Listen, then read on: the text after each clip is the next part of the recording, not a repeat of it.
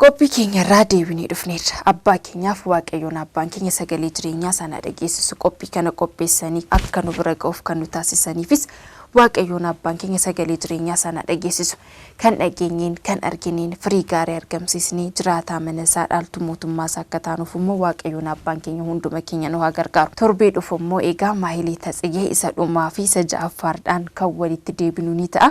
Nama torbee nuunaa jedhu gara qophii keenya isa xumuraattan isin dabarsa. Qophii keenya inni xumuraa keessummaa sanbataati. Keessummaa sanbataa keenya har'aa ta'ee muuxannoo isaa kan nu firu eenyudha isa jedhu immoo qophiin keenya kan nu deebisu ni ta'a. Mee garuma qophichaattan isin dabarsa. Qophii duukaa turtii gaarii.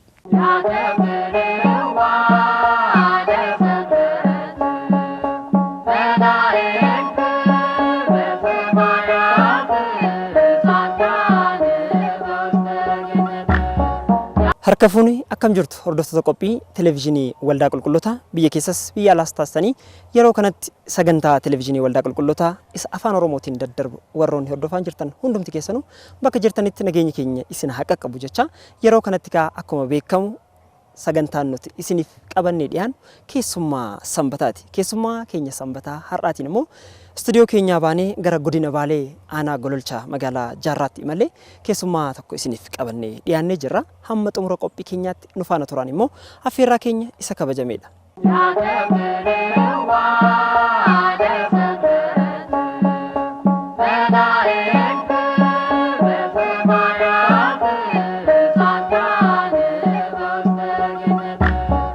Egaa hordoftoota keenya qophii keessummaa sanbataa keenya har'aatiin keessummaan nuti isiniif qabannee dhiyaanne luba Alamuu Gammachuu jedhamu. Dhugumaan jireenya isaanii tajaajila isaaniirraa waan baay'ee akka baratan abdii qaban. Nu faana turaan ammas affeerraa keenya isa kabajameedha.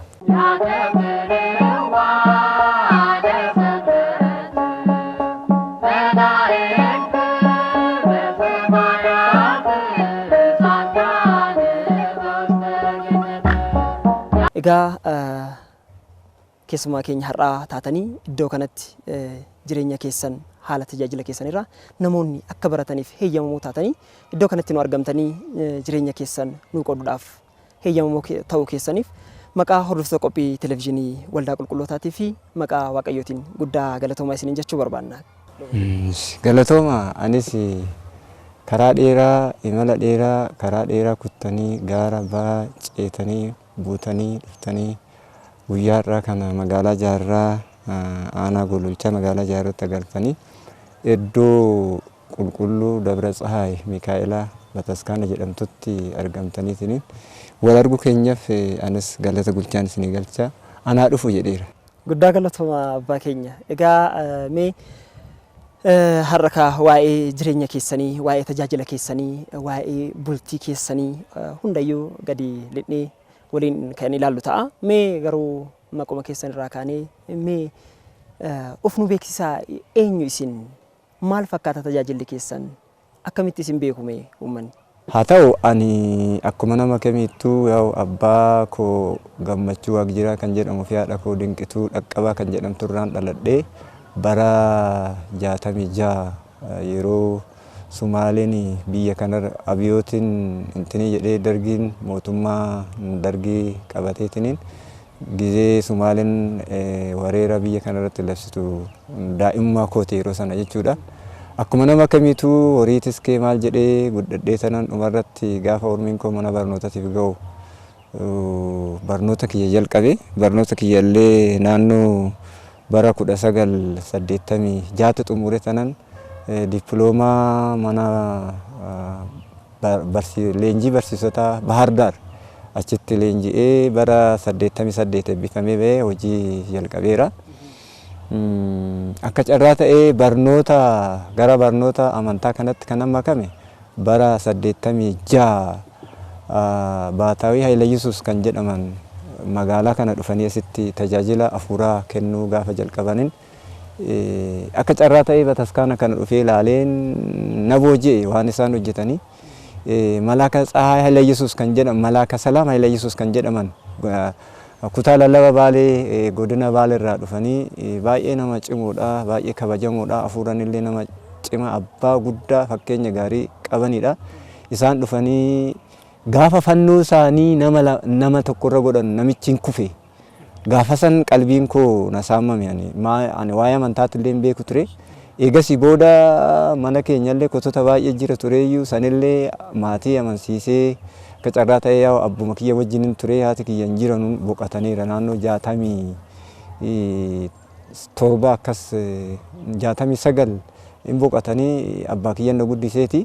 Isaanii gaafa barnoota kana kutaa 12 gahu baataayin sun dhufanii asitti yeroo barsiisan waan tokko tokko yeroo barsiisan argee tanan galee abbaa kiyya waliin mari'annee kotota mana keenya jiru waan akka callee waan akka ateetee maaloo kana fuudhee bataskaana kanatti gatee ture. Sana booda diplooma kiyya argadhee barnoota achi nan deeme.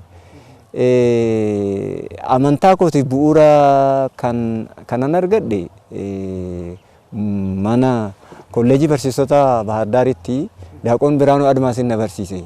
Mistira icciitii utubaa torban icciitii bataskaana kan jedhaman kanneen icciitii dubree maaramii dubbii qulqulloota dubbii maleektotaa kan jedhan kana kabajamoo barsiisaa ammallee yeroo baay'ee wal arguu baannu foddaa televezyiiniitiin wal argina. Isaan irraa hin baradhee yaa'u isaantu na barsiise. Achi as deebi'ee barsiisummaadhaan asumatti ramadamee ture. Barnoota kiyya itti fufee achumaan akka carraa ta'ee tajaajilli illee asitti namni baay'een hin jiru tureeyyuu galgala hiriyoota koo wajjin asumatti tajaajilaa turre. Bataskaanni illee tajaajiluma laaltee barnoota illee agas fageessinee ture barnoota abinnatii kana garuu aangoon daaqonummaa kun naaf laatame. Sana booda achumaan osuma kanarra jirru osuma tajaajila kana kennaa jirru itti gaafatamaan beeta kennatii aanaa keenya walitti baay'ee kaluu qabnaayyuu aangoo lubummaallee argachuu qabda jedhanii akkanan eegan haadha manaa koo fuudhee bara 94 fuudhe takliiliidhaan asumatti. Sana booda bara 2003 immoo gara aangoo lubummaa kanatti dhufeera. Tajaajila haga danda'ameen afaan lachiinuu tajaajila kennina asitti afaan Oromootiin illee afaan Amaaraatiin illee akka namni hubachuu danda'utti ilaalla ture. Yaa'u barnoota osuma kanaan jirru akka carraa ta'e bara 2003 maastarii akkan argadhu ta'ee tureeyyuu barnoota hooggansaa barnootaatiin argadhee Haromayaatti barnoota kiyya xumuree bara 2007 achi eebbifamee nan bahee deebinaanis asumatti deebi'ee bakkee biraallee deemee tajaajiluu ni danda'a tureeyyuu haa ta'u nama as jiru kanaaf baay'ee giddu galeessa fagoodha jirti waan ta'eef namoota asii kanaaf achi deemnee wannoo jechuudha asumatti tajaajila kennuu qabna jennee minaalbaata na duursa namni isin gaafii dhiyeessitaniiftu jira interview namni gootan jira barsiisaa Alamaayyoo Baqqalaa jedhamu isaa wajjin baay'ee wal mari'anna baay'ee walitti kaluufna tajaajila asitti akkasitti fufnu taanee haga har'aatitti yaa'u tajaajila gara keessallee kan anaallee tajaajilaa kan turredha. Yeroo baay'ee namoonni ilaalchi namoota keessa jiru maalidha? Namoonni tajaajila mana kiristaanaa keessumaa'uu gara lubummaa manneen barnoota mana kiristaanaa kanneen baratanii barnoota kanaan uummata tajaajilan hundeen isaanii yookaan abbootii isaaniirraa yookaan san duraa illee hundee mana kiristaanaa warroonni qaban waan isaan keessa jiraniif carraa kanaan tajaajiltoota mana kiristaanaa akka ta'an beekama. Isin garuu jalqabni keessan akkasii miti akka reefuu nuuf kaafsanitti numaa rakkoon biraatu mana keessa jira achii fidanii callee sana sitti gubuun keessa maali? Mee akkamitti bahuu dandeessan akkamitti baatan jiru san keessaa?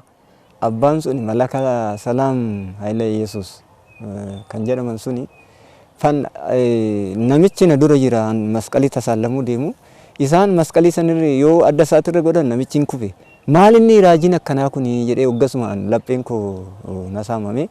Sana booda baay'ee tajaajila kana nan intini jedha nan hawwa garuu yaa'u akkan sila jalqaba kaasetti isa bu'uura kanan argadhe mana leenjii barsiisota kolleejii Bahar Daaritti haa ta'u garuu beektaa Waaqayyo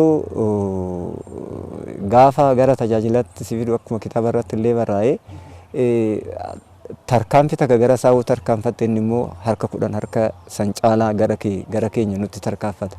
Yoo nuyi xiqquma harkatti diriirsine inni immoo qabatee nu hammatee ol nu fudhata. Kanaafi ani hoggaan laalu waanuma xiqqoon mana keenyatti akka sirraa'u godhe saniif Waaqayyo kanaaf garana na fide malee abjuu kootinis ta'ee akkuma sila gaafii isin kaastaniin sanyii keenyanillee ta'ee garasitti hin jiran turan akkuma namni amantaa aadaatiin kan turanidha. Kanaaf sababa saniif garana dhufuu yaaleera. Kun amma anaaf akka hayyama Waaqaa jechuun carraa argame sanitti anis tajaajila koo garana godheetiniin ummatuma amma rakkateetiniin Waaqa isaan itti sagadan yookaan Waaqa amanan wallaalanii burjaajan kana inaaffaan waan jiru tureefi isaaniif jecha garana osuma hin beekin adadaan hanuman asirra ga'e nuuf arge malee namni gara kanatti dhufte gaariidha kun intinidha jedhee gorsallee na cinaallee dhaabbateetiniin wanno jedhan jiru. San cabsinee gara Waaqnis yaa'u nama gara isaa dhufe ofirraan darbatu harka tokko gara isaatti yoo deeman inni immoo harka kudhan gara keenya deema. Kanaaf tajaajiluma nuti waan xiqqoo nu hojjenne saniif malee waan jabaa yookaan immoo namni intinii jenne jiru. Waanuma xiqqoo nu goone sanii Waaqni immoo san caalaa akka nu gochuu danda'u. Gara koo dhuftan anis gara keessanan deebi'a. Harka kiyya yeroo mara bal'aadha gara keessaniif kan jedhu san. Waaduma saniif malee wanni biraa as keessatti icciitiin biraan jiru. Kanumaaf sababa saniif sadarkaa kanarra ga'u geenye. Garuu inaaffaan maalidha? Ummata osoo Waaqa amanuu danda'u barnootan dhabeetiin wallaalee jiru san akkamitti karaa qabsiisna waan jiru isumaan inaaffuma saniif barattootuma sanbataa wajjin taanee tajaajila nuti kennu san laallet abbootiin hafuurri qulqulluu lola bule immoo warri kun yookaan namni kun hoo garana dhufe gaariidha kan jedhaniif yaa'u gizee sanatti liqa Phaaphaasiin yookaan hangafti Phaaphaasii kutaa lallabaa biyya kutaa Baalee kan turan abbaa keenya kan boqotan abbaa Isaaqidha. Isaan asumatti dhufanii tajaajila bataskaana kanas eebbisuu uummata kanallee eebbisuu gaafa dhufan asumaan asitti aangoo kana akkan argadhu ta'eera. Yaa'u duuboonni as jiranillee yeroo sanitti walitti dhufeenya baay'ee qabna turreeyyuu yaa'u as ga'uudhaaf miti karoorfannee hankaane nuyi uummanni akka baratuu fi barattoonni sanbataa akka baratanii fi barnoonni sarkii galgalaa kun gubaa'een galgalaa kun akka addaan cinne tajaajila kana kenninaa turre malee kana galma godhannee hin kaane. Waaqayyo immoo waanuma xiqqoo hojjetan nama jabeessuu akka namni isa caalaa hojjetu jajjabeessuun amaluma isaati. Namni harka isaa bal'isee gara isaa dhufnaan inni duubatti nama darbu waan ta'eef sababa kanaaf as gahuu danda'eera. Rakkoo isin jalqaba maatii keessa jiru keessaa baatan sana keessa namoonni har'as jiraatan jiruuti. Namoonni mee wanta kana dhiisaatii gara Waaqayyootti koottaa lagisaa wanti kun wanta lafaati wanta seexanaati hin hojjetina gaafa jedhamanii sanuu yeroo ammaa kana barsiistonni baay'een ganda keessa deemanii hamma barsiisuu gahaniiti. Yeroo isaan barsiisan lakkii nu hooshiin dhiifnu gaafa shii dhiifne maatiin keenya nu harkaa akkas ta'a duniyaan keenya akkas ta'a horii keenya nu harkaa akkas gooti jedhanii mee isin maaltu isin qonname gaafa amantaa duraan irra jirtan san dhiiftan rakkummaan isin mudate jira namoota ammaatiif lakki nu dhiifnu akkana taana warroota jedhanii sodaataniif fakkeenya taatuti maaltu ture? Dhugaa dubbachuudhaaf an yaa'u of beekee yaga oggaa barnoota kiyya sadarkaa lammaffaa xumurutti yaa'u sirna san keessan ture abbootiidha kan amanu ture hin seennan baana. Maal gochaa ture wanni sun akka namni sodaatu akka namni isa jalaan baane darbee waan inni namarratti hojjetu jira ture yaa waan akkasii fakkeenya amma ji'a laalee harka nama citteessuu mataa darbee nama dhukkubsuu waan akkanaa kun hin jira tureeti. Kun inuu anuyyuu maaltu na qunnamee ture hagan isa sirriitti intinii jedhee turutti harka kiyya mara intinii na godhee haga gizeen barsiisu mara maharrabii harka kiyya irratti hagan hidhadhee deemu ga'een ture. Garuu haa ta'u galanni Waaqa haa ga'uuti asii tsabala Tsaarqaanee deemee ture tanan achitti waan hundi narraa badee qulqullaa'ee dhufe. Ammallee ani waan jechuu barbaadu amma waa tokko beekuun barbaachisaadha. Namni nama barsiisullee nama amma mukarratti rarra'ee jiru tokko muka qabatee jiru tokko harka lamaan qabatee jiru tokko muka kana gadhiisitii kanatti dhufi gaafa jennuuni dura muka kana qabachuusaa mirkaneeffachuu danda'uu qaba. Muka kana maaliif nan kufa jedhee waan shakkuuf asitti qabateetiin akkanatti gaafa inni ofamane achi gadi gadhiisi jechuun barbaachisaadha. Maal jechuu barbaadee tanani namni dura Waaqayyo fayyisaa ta'uusaa, Waaqayyo hunda danda'a ta'uusaa, Waaqayyo hunda jijjiiruu danda'uusaa amanuu akka danda'u, hubachuu akka danda'u qabatamaan namni kallattii qabsiisuu qaba. Gaafa inni immoo nan gadhiisa kana gadhiisu fanani kanan qabadha gaafa jedhu immoo namni isa barsiisu sun deeggarsa kennuufii danda'uu qaba. Cinaa dhaabbatee hubatee waan isa keessa jiru waan laphee isaa keessa jiru waan isa deddeebisu galgalas ganamas itti dhufeetiin kan isa rifachiisuu danda'u waan akkasii sunoo jiraate itti kalaayee maal rakkoo kee jedhee itti hubatee itti deddeebi'ee hubatee sana booda kana qabadhu jedheeni gaafa inni qabsiise achi yoo gadhiisee kana qabachuusaa immoo aga inni qabatutti qarqaaruun nurraa ergama jechuu barbaadee tanan an dhugaa dubbachuudhaaf waan ajaa'ibsiisu tokko keessa asuma ganda Buraat kana jedhama. Kallacha qaba namichi. Caaccuu kallacha. Amma akka carraa ta'e dhukkubsatee hin deemne afaan yaa'u akka carraa ta'e afaan Oromoo kana walii gallaati. Nan kennaa kallacha kanaa jedhe. Garuu aadaa achitti hin galchuu barbaadaa jedhe. Maaliif achitti galchitaa? Maal sii godha inni? Asitti warri luubaa sii kadhachuu qaba. Uddaasee maaramii sii dagamna, siif kadhanna, sillee atillee hin cubbabtaa jennaan kallacha san fidee nutti kenne haga galchuutti geenyeera. Amma maal jechuu barbaade sana dura waan inni itti hirkatu isatti hirkachaa tureera waan ta'eefi amma immoo waan inni gaafa kana gadhiisu kun jalaa citaa gaafa kana fuute nan kufa jedhee waa shakkuuf waan inni itti hirkatu immoo kaleessuun nurraa eegama jechuudha. Gaafa hirkoosan gaafa kanarratti ofamane san hin gadhiisa. Garuu dhugaadha seexanni illee akkanatti nama hin gadhiisu hin deddeebi'ee illee nama kitaabni illee akka jedhe jechuudha.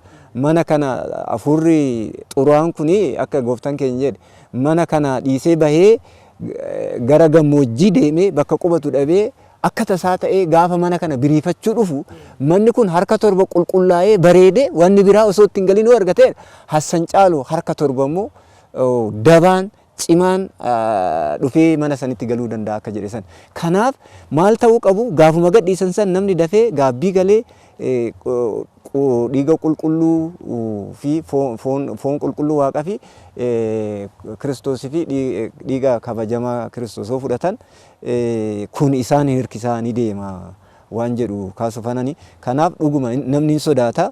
Waan inni sodaatu san immoo karaa inni ittiin humna godhatee onnateetiin garasitti dhufu immoo karaa diriirsuun nurraa eegama. Kanaafi afurri qulqulluun duumessa. Duumessaa immoo duumessa rooba hin qabne akka abbootiin keenya jedhan duumessa hidaarii jedhu. Duumessi hidaarii kun hin dhufa hin roobu garuu. Seexanichi illee akkasuma dhufe sin balleessaa maaliif sin godhaa jedha. Aangoo nurratti hin qabu woo nuyi cimne jechuudha. Kanaaf akka carraa ta'ee qormaanni jira. Qoramuu jechuun immoo homaa miti. Akka abbootiin jedhan simbirri mataa keenyarra barrisu dhoorguu hin dandeenyu. Garuu akka nurra hin qubanne immoo hin danda'amaa jedhanidha. Maal jechuudha seexanna akka nu qorre dhoorguu hin dandeenyu. Garuu bultoosaa ta'uu immoo ofirraa dhoorguu hin dandeenyu. Akka inni nu keessa bulee fedha isaa nurratti raawwatu kana ofirraa finciluu hin dandeenya jechuudha. Maaliif gooftaa kanatu aangoo kana isin warra Kiristoos amantan aangoo seexana ittiin ofirraa dhooggitan isiniif laadheera jedheera waan ta'eef aangoo ijoollummaa saniin ofirraa dhoorguu hin dandeenya. Namni kana sirriitti hubachuu danda'u qaba. Homaa waa takka gochuu hin danda'u seexan garuu yeroodhaaf nama sodaachisuu mala nurratti garuu homaa samma. Keessa darbee rifeensi mataa keessanii lakkaawwameera nun jedha gooftaan. Rifeensi mataa keessanii lakkaawwameera isin namni fedhii kiyya malee hayyama kiyya malee takkaa'u isin gochuu hin danda'u jedhe. Kanammoo abbaa keenya Iyyoob irratti argineera. Iyyoobiin gaafa duraa qabeenya isaa irraa fudhateera. Deebi'ee seexanni malee gara Waaqaa deeme. Iyyoob akkam tureree jedhee gaafannaan maali Iyyoobii maal rakkoo qaba beekumsa qaba, humna qaba, akka bara duriititti ammallee bahee koree nagadee qabeenya kanatti dhufuu danda'a. Fayyaa qaba waan ta'eef rakkoon qabu jedheeni hime. Deemi jedheeni Iyyoobiin deemi foon isaati irratti waan feete godhi garuu lubbuusaa ammallee hin tuqxu jedheen. Deemee ammas akkas godhe. Hanqaana'e garuu eenyudha? Kanaaf achirratti nu hubanne maaliin tiskummaa waaqni nu tiskuu danda'uu fi hadhaa seexanni nu balleessuudha haga caafititti deemu kan itti arginedha jechuudha. Badii seexanni nu balleessuudha deemu kan itti arginee fi gara laafes tiskee gara laafessa kan ta'e Yesuus Kiristoos hanga inni nu tiskuu danda'u kan itti hubannedha waan ta'eef kanaaf isarraa barnoota guddaa kan argannu jedhee yaada. Namni kana fakkeenya godhachuu danda'u qaba. Uumaa nu gochuu hin danda'u seexanni. Namni baay'een isaa gateera, namni sodaatus hin jiru. Haa ta'u garuu homaa aangoon irratti hin qabu waan jedhuun ejjennoo qaba. Abbaa keenya egaa barnoonni kallattii garaagaraatiin ni barsiifama.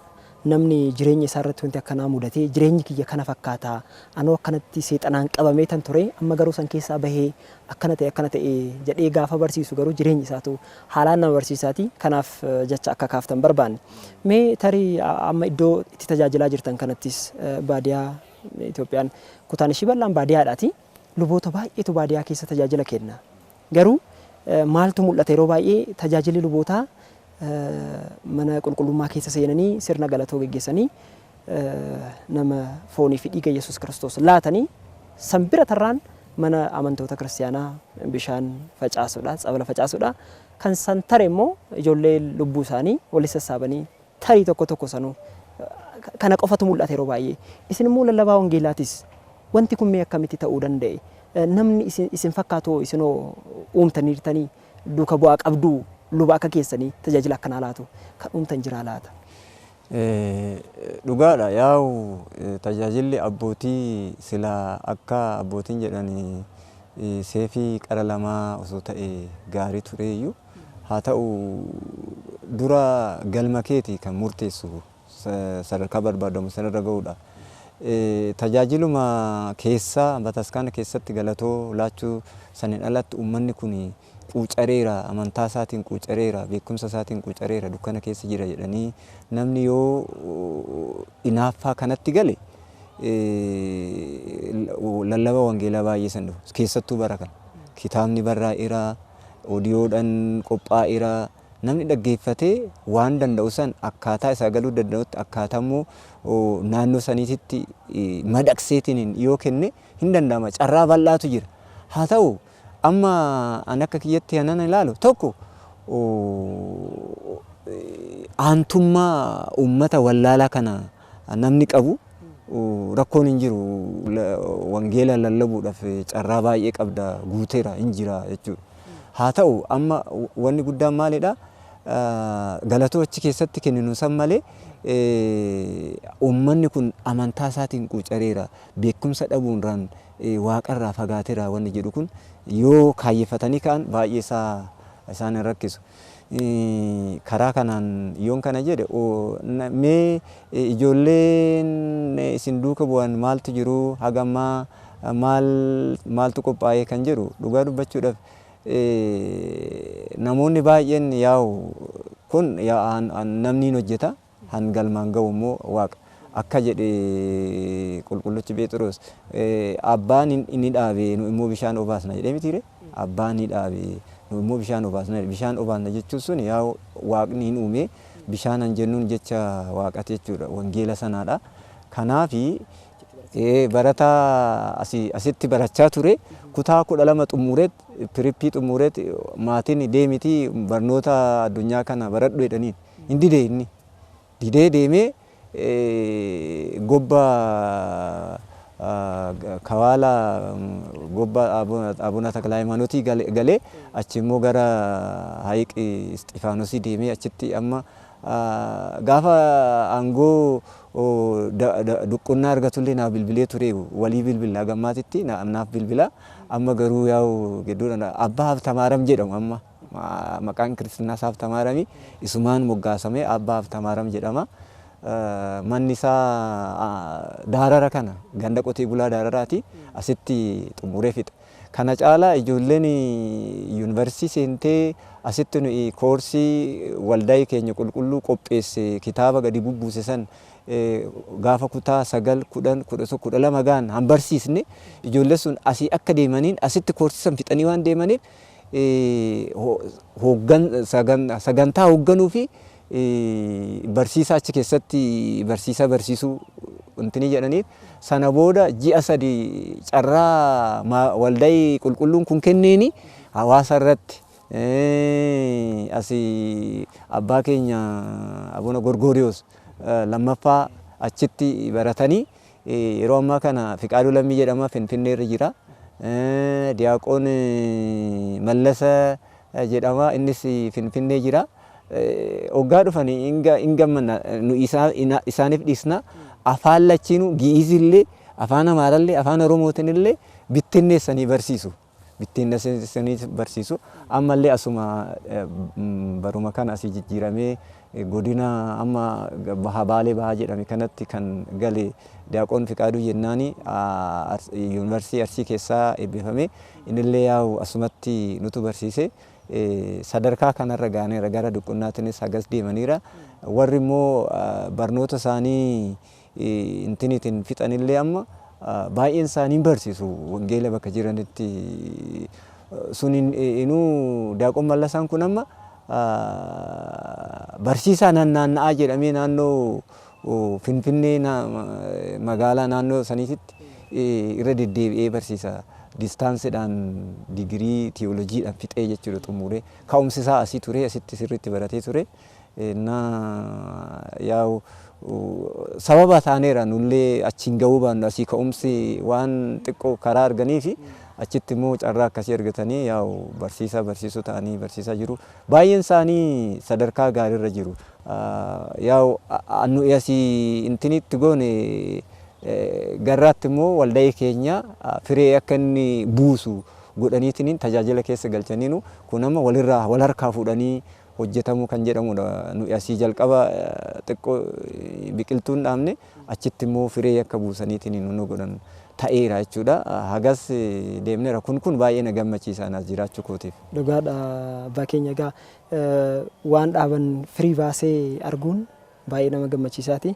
Lubbuun jiraattanii ijoolleen isin jalqaba asitti jalqaba isaan barsiiftan har'a bakka guddaa gahanii ilaaltanii kanaan gammachuun argamu guddaa akka ta'e nan amanaanis.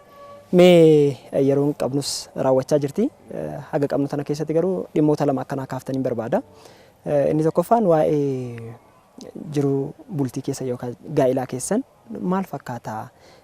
Ijoolleen jiranii mana keessa ijoolleen luwaa maal fakkaatu mee keessan? Inni gabiraa hojjetaa mootummaadhaas tajaajila waldaa qulqullootaa aanaa kanaatis mee tajaajilli abbummaa kun waajjira seenee teessoo irra teessan irratti lubummaan keessan isin faana jira barsiisummaan keessan isin faana jiraati. Namoonni hedduun jireenya keessan irraa dubbii keessan yeroo irraa akka baay'ee baratan abdii qabnaati. Mee suni hoo waajjirri keessi maal fakkaata? Bultiin manaa hoo maal fakkaatti waan jedhu nu kaasaa gabaabsaati. Gabaabbinumaan yaa'u anan gara gaa'ilaa kana dhufe bara 1994 jedheera. Ammatti waaqni naa kenne ijoollee 5 qaba. Ijoollee 5 kana keessa tokko ijoolleen 2 amma barana gara kutaa 11 taraniiru. Tokko gara kutaa 10 tareera. Takkittiin kutaa 6 tarteetti. Tokkos immoo kutaa 3tti kutaa 4tti darbeera. Barnoonni isaanii kana fakkaata. Haati manaa koollee barsiistuudha. Ishiinis bara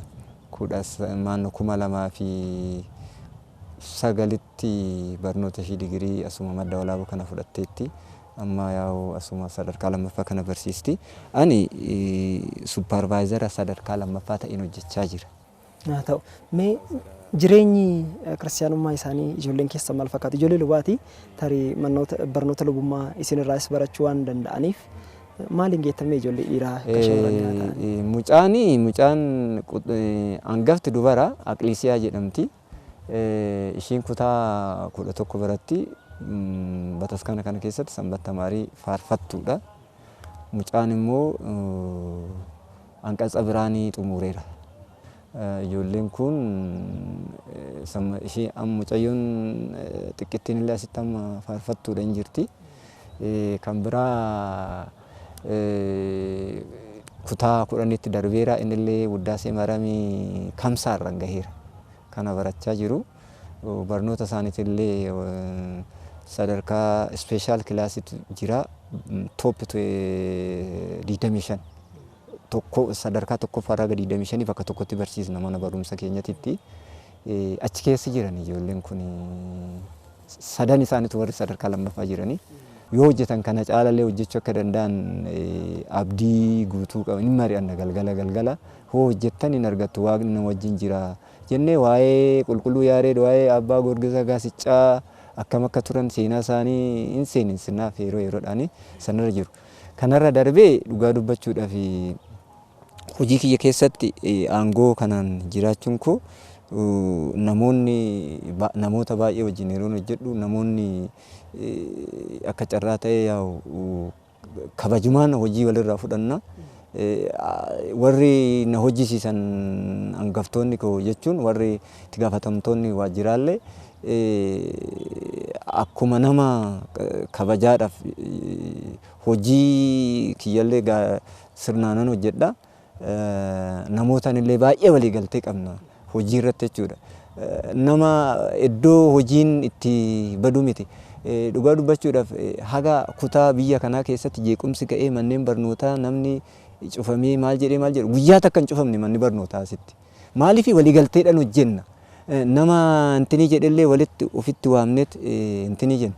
Saba kanarraa kan ka'e barataa birattillee barsiisaa birattillee waan jennullee sababaan kaasna waan ta'eef walirraa fudhanneet walirraa hojjenna.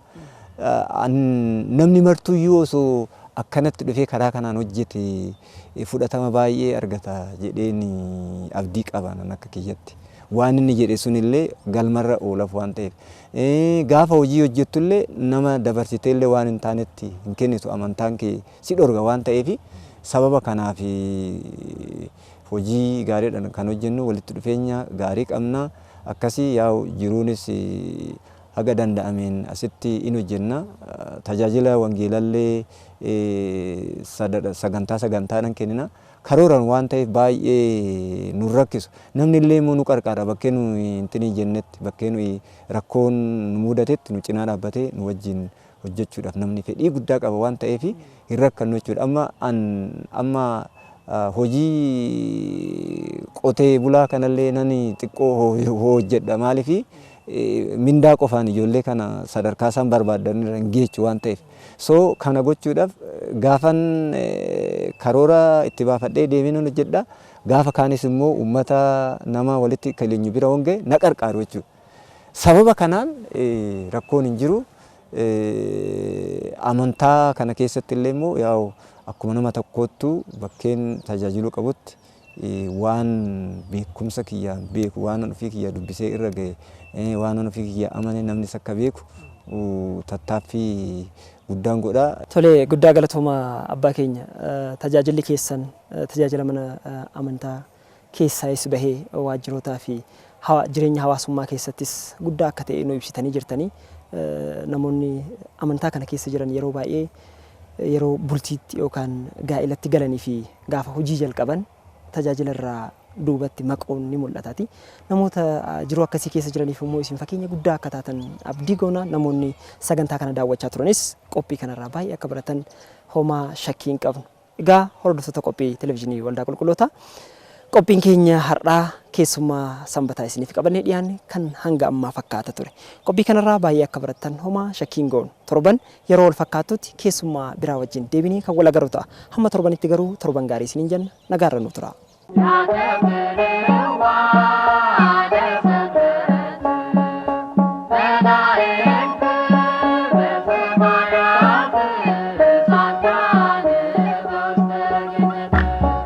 Qophii keenya keessummaa sanbataarraa deebinee dhufneerra. Qophii kanarraa waan hedduu akkasiin barattan abdii ni taasifan. Qophii sanii kan nu biraan ga'aniif akkasumas qophii kanarratti kan hirmaataniif hunda isaaniif waaqayyoon sagalee jireenyaa sana dhageessisu. Nutis immoo kan dhageenyeen kan argineen firii gaarii argamsiisnee jiraataa mana isaa akka taanuuf waaqayyoon abbaan keenya hunduma keenya nu haa gargaaru. Qophiiwwan har'aaf qabannee dhiyaanne kana fakkaata ture. Torban immoo qophiilee kan birootiin kan walitti deebinu ni ta'a. Yaada yoo qabaattan karaa teessoo keenyaa akkasumas immoo waajjira keenyatti argamuudhaan yaada keessan nu biraan ga'uu ni dandeessu. Kanatti aansuudhaan immoo sagantaawwan televizyinii waldaa qulqullootaa kan biroo kan itti fufanii ta'a. Qophiiwwan keenya televizyiniidhaan arguu dadhabdaniif immoo yuutiyuubii keenya irratti seenuudhaan qophiiwwan keenya daawwachuu ni dandeessu. Qophiiwwan kanas immoo laayik, sheer, sabskiraayib gochuudhaan kan ga'ee keessanii akka baatan isin affeeraa. Kenni abbaa, jaalalli ilmaa, tokkummaan hafuura qulqulluu, araarsummaan haadha keenya dubroo maariyaam, eebbitoolotaaf qulqulloota, eegumsi ergamootaa hunda keenya waliin haa ta'u. Torban gaarii isiniif haa ta'u jecha qophiiwwan televizyinii waldaa qulqullootaa kan biroo waliin turtii gaarii.